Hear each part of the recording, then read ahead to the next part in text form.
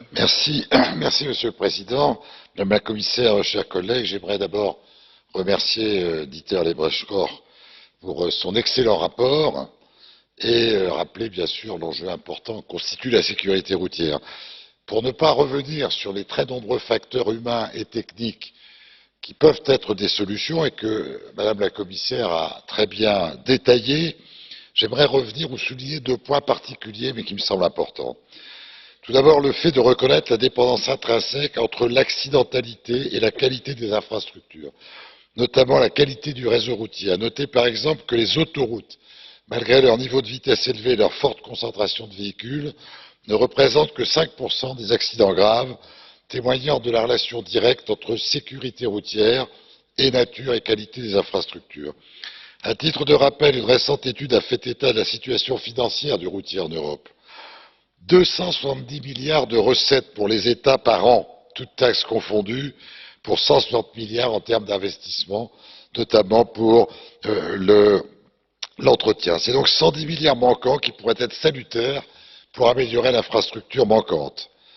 Notons également que les accidents de la route, tout en brisant la vie des familles, représentent également un coût élevé pour la société, notamment en termes de dépenses de santé.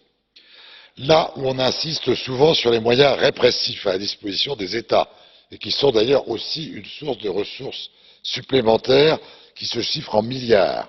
Pour améliorer la sécurité routière, les autorités publiques devraient également faire mieux leur travail en amont, en investissant davantage pour prévenir le risque et sauver des vies. Mon deuxième point concerne la sensibilisation peut-être insuffisante du corps médical. Je parle ici en ma qualité d'ancien médecin. Tout le monde sait bien sûr que l'alcool, la drogue sont dangereux au volant.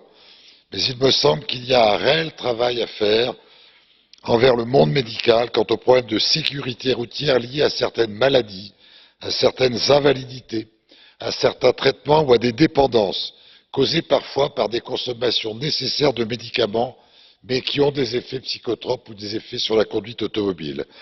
Ces incidences directes sur la sécurité au volant nécessitent une meilleure prise en compte, mais aussi une meilleure éducation à la fois du public, mais surtout du corps médical pour la prise en charge des patients. En effet, il semble que le médecin souvent soit tourné vers son patient, mais pas son patient comme conducteur automobile, et que soit les incapacités des diagnostics conséquents des diagnostics qu'il a portés ou des traitements qu'il va prescrire ont des conséquences extrêmement importantes sur la conduite automobile. Vous savez qu'on estime qu'environ 10% des accidents sont concernés soit par des incapacités qui n'ont pas été prises en compte, soit par des traitements dont on n'a pas souligné les conséquences sur les capacités de conduite automobile. C'est un point qui mérite aussi d'être pris en compte.